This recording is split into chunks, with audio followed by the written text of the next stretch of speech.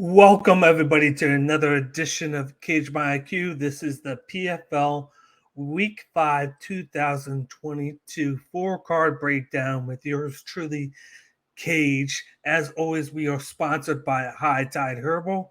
If you don't know who High Tide Herbal is, check out the video right now. Offering high-quality, sustainable products with all-natural, lab-tested ingredients, it's High Tide Herbal's mission to help others live the longest, healthiest, and most productive lives possible. Their hemp-derived CBD products have a wide variety of uses, from helping sore muscles to skin hydration and minimizing skin irritation. They generate results based on your specific needs. Elevate your lifestyle with the new wave of wellness. Visit hightideherbal.com to learn more. Once again, that's our sponsor, High Tide Herbal. All you got to do is go to checkout on www.hightideherbal.com. Put in the promo code down below, CageMyIQ10, to receive 10% off your next purchase. Once again, we are running a promo with High Tide Herbal. Put in promo code CageMyIQ10, 10% off your next purchase. Before we get going with the preview, as you guys know, this is Cage My IQ. You guys, if you haven't done so already, you can follow us and subscribe to us on social media. We are on all the different platforms. We're on Twitter, Instagram, Twitch, and YouTube. Yes, we are back on the Cage My IQ YouTube channel. So if you haven't done so already, please support the channel. Subscribe down below. Hit the notification bell when you subscribe, so whenever we put something out, you guys get the notification right away. And then please help us out and smash the like button down below so we can get the engagement up. And then hit us up in the comment section. Let me know what you think of PFL Week 5. And then what picks do you got going into this crucial week of the PFL season. We're in the second half of the regular season. After this, we got the playoffs coming in August, in late July, early August. So just give us your thoughts and opinions on this card, and I will let you guys know what I think of your thoughts and opinions. I will answer back to you guys and like your comments. So definitely hit us up in the comment section of this video. But let's get started with this card. We have a 10-fight card. It says 11 right there, but the first news I'll break out to you guys is the fight between Boston Salmon and Brendan Loughnane is off the card. Something happened, injury arise with Boston Salmon, so he had to be pulled out of the fight. So let's hope that a replacement for Brendan Loughnane can be found, because he is a big-time fighter in the PFL, and he deserves to have that second fight so he can get himself into the playoffs after the decision victory he had in week 2. But let's get started with the fights. The first fight that we have on you is a featherweight matchup between Alejandro Flores going up against Ryoji Kudo. You got El Galito versus Ryoji Kudo. If you look at both guys' fights, this is Flores is minus 160 favorite. You got Kudo, who is the plus 130 slight underdog. If you go down to everybody, the 81% is on Flores' side, whereas only 19% is on Kudo's side. Both these guys looked sharp in their first fights. Of course, you had Flores, who has the Taekwondo, kickboxing, and Brazilian Jiu-Jitsu background, looked sharp against Saba Hanagi, where he used his striking to just outpoint and beat Saba by decision in that fight. And he's very lethal with those leg kicks. He uses the distance game very well, and he's going to try to do the same thing against Ryoji Kudo. But Kudo put on a great performance early on against Brendan Loughnane. He was able to knock down Loughnane. But the one Achilles heel in that fight that kind of cost Kudo the fight was the wrestling of Loughnane. Loughnane audibled his game plan up. He usually likes to stand up and trade with his boxing, but that wasn't working. He was getting touched up by Kudo, who's just a quicker striker. So he went to the secondary move, which was his wrestling, and then that was very effective in that fight. And that's what did Kudo in before of course, the headbutt that stopped the fight, which had a gash in Kudo's head.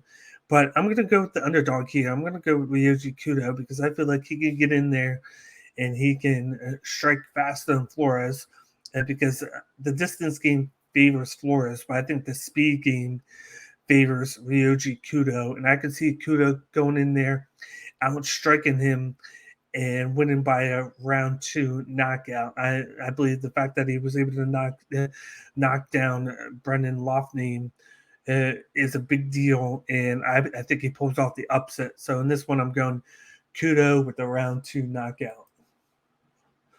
Moving on to the next fight on the card, we have another featherweight matchup between former champion Lance Palmer going up against Shaymin Moraes. We got Lance the Party Palmer and then Shaymin Moraes. Lance Palmer is the minus 165 slight favorite, whereas Shaymin Moraes is the plus 130 underdog. Everybody is on Palmer's side, 63%, whereas only 37% is on Moraes' side. First, you got Palmer, who's coming off a loss, of course, to Chris Wade by decision. He has a high wrestling background, jiu-jitsu background. He punches when he needs to.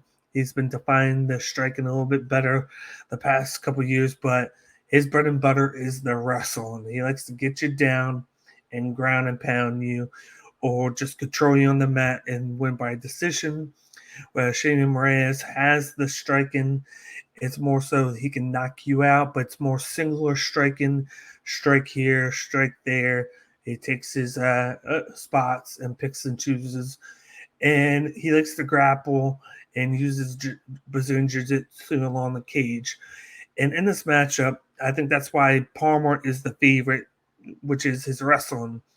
I see Palmer clinching up a lot with Moraes along the cage, doing a lot of knees and elbows, trying to get him to the mat, and then just ground and pound him right there. Because if the fight is standing on the feet, Shaymin Moraes, even though he doesn't throw a lot of combinations, he could get the volume up and get those bigger blow shots on Palmer, because Palmer isn't a better striker than Moraes, and Moraes has a more explosive striking. But I think Palmer can get him to the ground, keep the fight on the mat, and then get a decision victory over Moraes. I think the wrestling is just a big deal in this matchup, and it should favor Palmer. So once again, I got Palmer by decision over Moraes.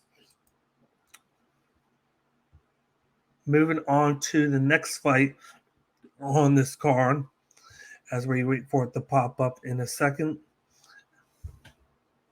We got another featherweight matchup, and this is a good matchup, I think. It's a featherweight matchup between Bubba Jenkins going up against Saba Balagi. We got two grapplers going head-to-head here. You got the bad man, Bubba Jenkins, and Saba Balagi. Bubba Jenkins is coming in at the minus 335 moderate favorite, whereas Saba Balagi is coming in at the plus 260 underdog status. We got everybody 96% on Jenkins' side, and only a mere 4% are going on Balagi's side. We got a collegiate wrestler right here in Bubba Jenkins who can strike here and there in matchups, but his primary function in the matchups is wrestling in the clinch-up game along the fence. He tries to slam you down, tries to control you on the mat, and he tries to ground and pound you. But for the most part, he likes to take the fights to the decision and just wear you out. Where Saba Balagi, he has a little bit of striking to him, but same with him, he's all about the wrestling. He has that Greco background. Of course, he's from Germany, so it's a different flavor of wrestling than Bubba Jenkins, collegiate wrestling. But this is going to be a fight to see who can enforce their game plan on the other, who can get top guard and who can control the fight and get the victory here. And I'm going to go with the favorite here. I'm going to go with Bubba Jenkins. I just think he has the better pedigree. He's fought the better fighters.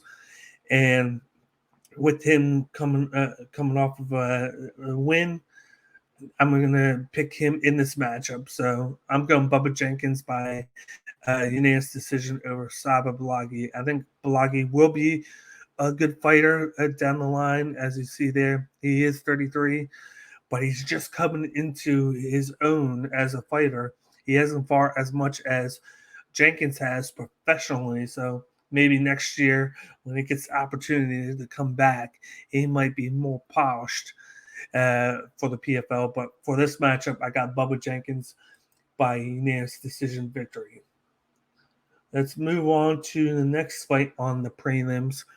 We got a heavyweight matchup between Ali Isaev versus Jamel Jones.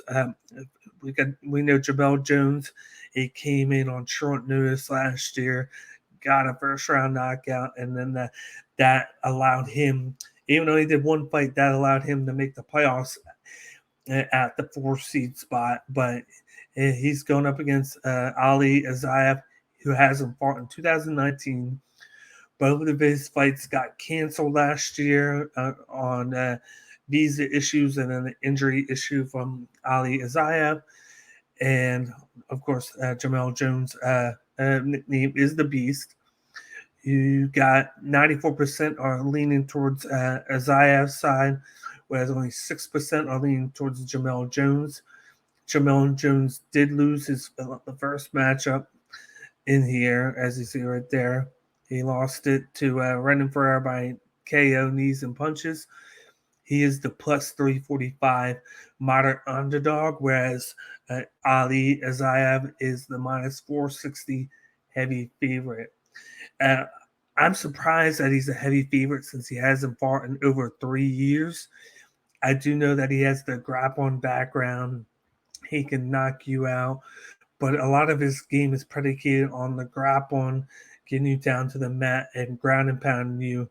Whereas Jamel Jones, he can wrestle, but he also has knockout power in his striking. He can throw combinations, and at any moment, he can finish the fight. With that, that's why I'm going with the big underdog here with Jamel Jones. I think he's going to get it finished in the second round. I do like Ali Isaev. I just don't trust him with not having fought in 3 years. I think he's going to come in very rusty. And had he fought last month, I would have went his way. Because look at that, 2 years and 5 months ago, that's his last time fighting.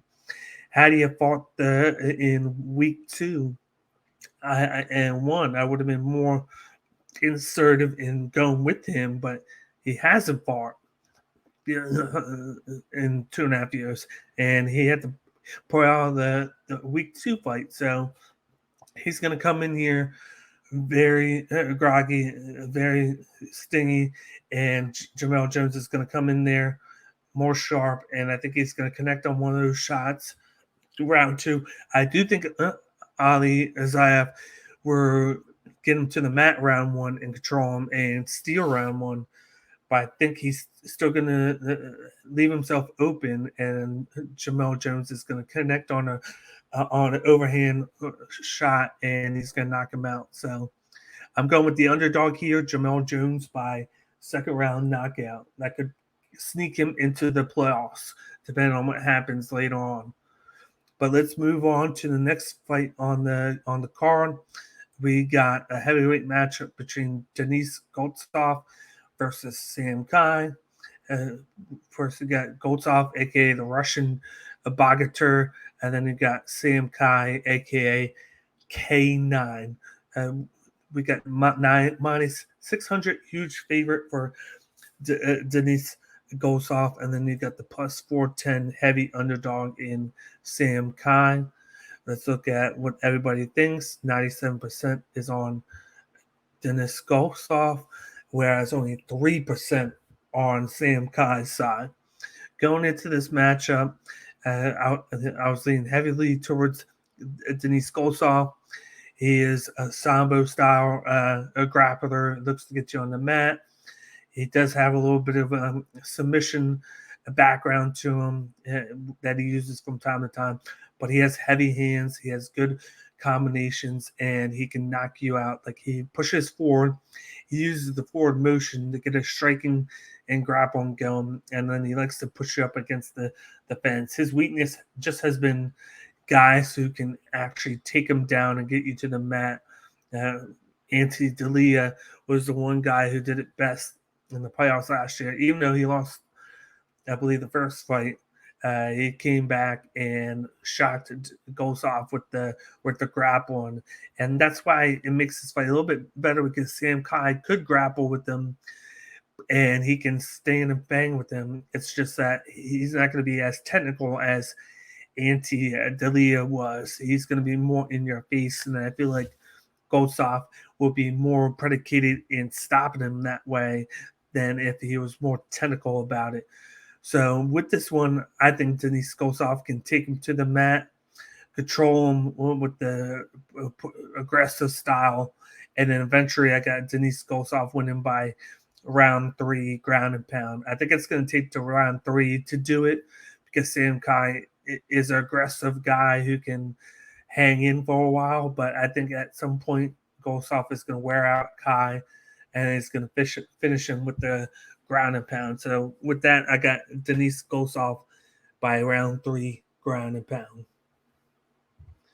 Let's move on to the last fight on the prelims before we get to the main card on week 5. Just waiting for it to pop up in a second. And then another thing to note here is if he can get that win, that should all but shore things up for Denise Gossoff to make it into the playoffs. Since he had that finish in the first fight, he'll more than likely be one of the top 2-3 seeds in it. And he is one of my favorites to go in. I still want to see that matchup between him and Bruno Cappelozza that we haven't seen yet. That would be a banger there, and I think we might get to in the future. But let's move on, like I said, to the main event of the prelims. We got Ante D'Elia, like I was talking about before. He's going up against Stuart Austin. We got Walking Trouble versus Heman.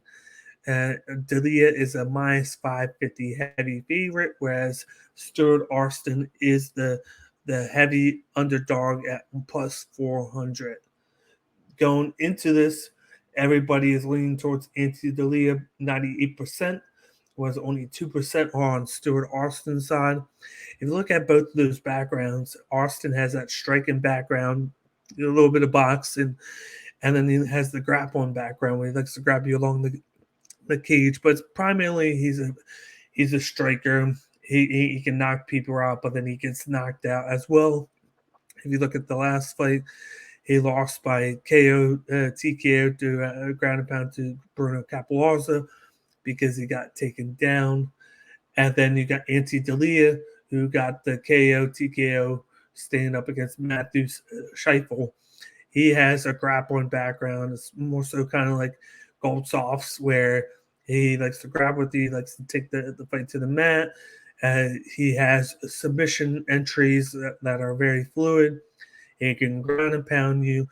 But lately he's been improving his stand-up striking game, where he's been throwing shots at you, more combinations, and it's making him more of a complete fighter. It's just that his weakness has been his chin. As you saw, Bruno Cappelozza in both fights was able to knock him down.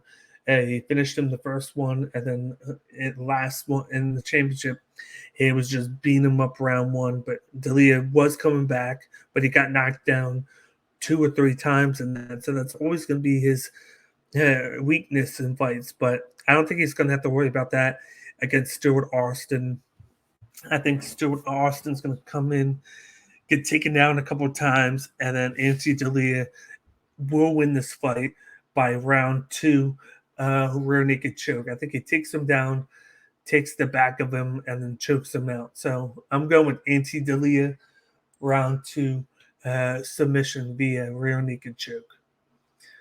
Moving on to the main card, we got a heavyweight matchup between Klidson Abreu versus Renan Ferreira.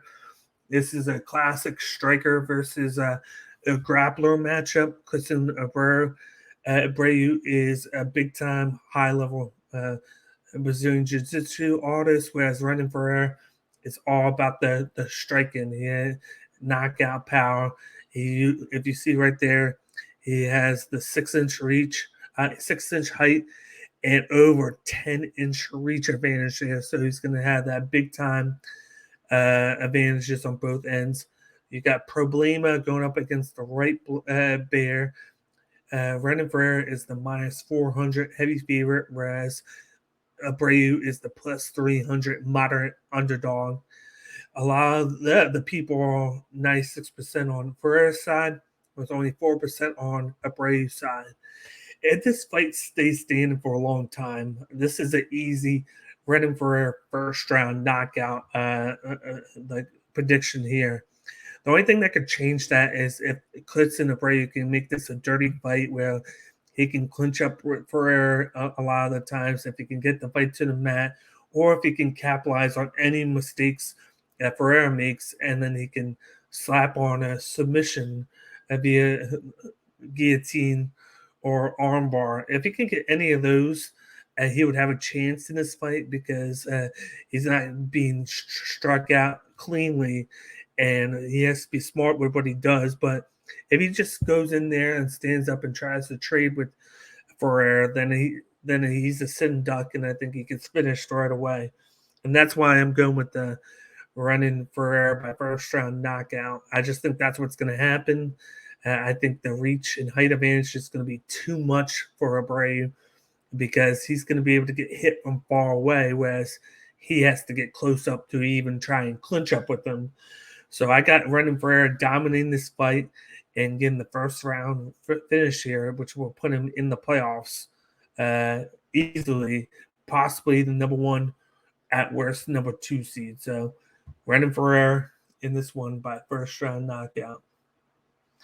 Let's move on to the next one. We got a featherweight matchup between Chris Wade versus Kyle Blachowicz. We got the Long Island Killer versus Crash. Wade is the minus 400 heavy favorite, whereas Blachowicz is the plus 300 moderate underdog. You got the fans that are leaning 96% Wade, whereas 4% are leaning towards Blachowicz. Blachowicz is the type of guy who goes to war. He can strike with you. He can clinch up with you.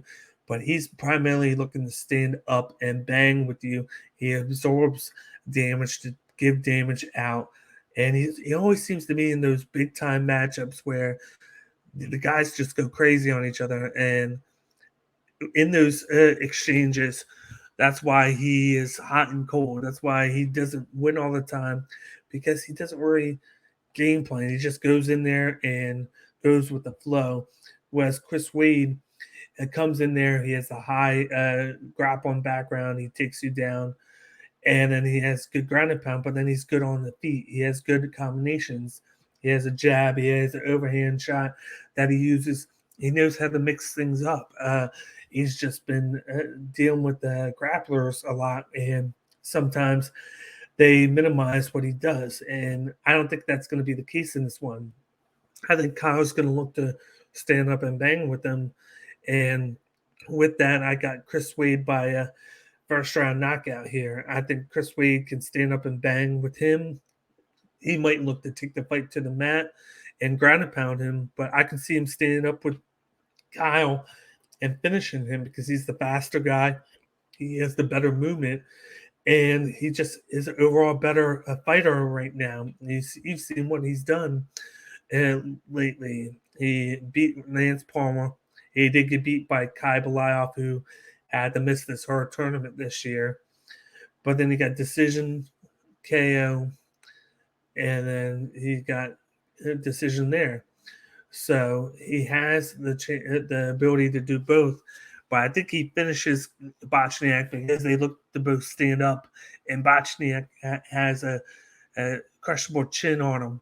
So I think this is the type of fight that Chris Wade could finish it and get himself back into the playoffs this year. So with this one, I'm going with a knockout by Chris Wade over Kyle Bochniak. Moving on to the co-main event of the evening, we got the only lightweight matchup left on layover from last week. They keep putting on Pettis on a different week to feature him more on cards, but we got Anthony Showtime Pettis going up against Stevie Ray, aka Braveheart. Pettis is the minus 200 moderate favorite, whereas Stevie Ray is the plus 165 slight underdog. You see the numbers there, 96% are leaning towards Pettis, was only 4% are leaning towards Ray. You see the last fight, which was crazy. Miles Price got submitted in the first round, triangle choke style by Pettis, whereas Stevie Ray lost by decision to Alex Martinez. He just was in a low level. Martinez was able to just grapple him up and do enough to get the victory here. Pettis is going to be more aggressive in this fight than Martinez was against Ray. He's going to be more on the attack. There are a lot of those leg kicks. As you know, he has that kickboxing style. He can do a little bit of Muay Thai, but then he has jiu-jitsu as well. But he's going to get the leg kicks going. He's going to attack Stevie Ray, and he's going to throw those crazy style strikes at him. And I have Anthony Pettis winning this one by second round knockout. I don't think he gets it done in the first round, but with those leg kicks, he likes to do those shock and awe moments where he throws those big time blows, jumps up, throws a strike at you, Superman punch. He likes to those spinning back kicks, and just crazy style. And I think he gets back to that in this fight, and he connects on one of those spinning back kicks and drops Stevie Ray in the second round. Anthony Pettis just has looked more focused this year than he did last year. I think he let the famous nature of his signing get to him in the bubble last year, so he put on piss poor performances in 2021. But seeing what he looked like in week 2 or 3, where he just looked like a different fighter. He was more aggressive, more in tone, more focused. If you see this guy at each fight, he's going to be the favorite in the lightweight division. He just has the skills and has the striking to do it. And I think he's going to look to make another statement here by getting another finish to lock up that one spot. So with this, I go Anthony Pettis by round 2. Leg kick knockout. I think he gets it done that way, and he puts Stevie Ray away with his legs. Moving on to the main event of the evening, we got a heavyweight matchup between the reigning champion Bruno Cappelozza going up against Mattheus Scheffel, as you see right there. Scheffel, aka Bubba, and then you got Bruno Cappelozza. Bruno is the minus 450 favorite, whereas Matthews is the plus 345 underdog. Everybody is 98% on Cappelozza's side, whereas only 2% is on Scheffel's side. Scheffel can stand up and trade, but he's more so a grappling artist. He can stand up, trade with you, but he grapples with you. He likes to take the fight to the mat. He has good Brazilian jiu-jitsu. He can win by decision or by submission half the time, as you see there. And then he has a little bit of power.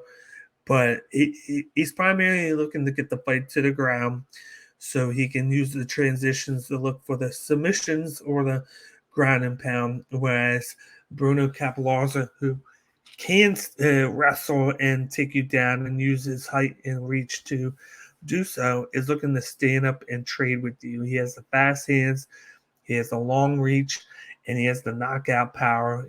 Last year, all but one of his fights ended in the first round, and he was undefeated there. And then he's continued that streak here with the first fight that he had on the main event where he got the knockout there. But he just is the man possessed here. I think he gets his striking going, as you see right there. He has the 4-inch reach and the same height, but he still has the 4-inch reach. And he's going to go in there and look to knock the head off of Matthews Scheffel, so Scheffel doesn't try and grapple up with him and get him to the mat. The only chance Matthews Scheffel has in this matchup is if he can get through the first round, start to get Bruno Cappelozza tired, and then he can look to take the fight to the mat, get into the deep of the rounds, and then look for a submission or ground and pound late in the fight when Bruno is tired. But I think Bruno goes in there, hits him with a big-time shot. He's very precise with his striking, and that's why he's so dangerous. It's not that he just has knockout power, but he has precise striking that when he hits you in the spot that he wants to, and then he gets the quick knockout that way. I think it takes half the round to do that. I think they're going to feel each other up in round one for half the fight round, but then Cappelozza gets going. He gets aggressive. I think it takes a couple of blows to the head just to get Matthews Scheffel down, and then he finishes him with the overhand shot and gets the round one knockout that solidifies the number one seed for Bruno. So in this main event, I got Bruno Cappelozza by round one knockout. Right, locks up the 12 points and gets to the playoffs to defend his 2021 PFL title. Other than that, that'll wrap things up with today's PFL Week 5 4-card breakdown with yours truly, Cage. I will be back next week to give you guys my 4-card breakdown for PFL Week number 6, which is headlined by another matchup between Kayla Harrison and I believe it's Joya Budd, as you see right there. Yes, it is. So tune in next week for another video by yours truly, Cage. If you haven't done so already, hit us up on social media. Follow and subscribe to us on Twitter, Instagram, Twitch, and YouTube. Don't forget to subscribe to the YouTube channel down below. And then please smash the like button as well and hit us up in the comment section. And then, of course, we now have a Cash App now. So if you could do us a favor, support the show and donate any bit of money. Our Cash App is right there. It is $ DanielBakley. So any donation to the show, we support, and we thank you guys so much for anything you guys can do.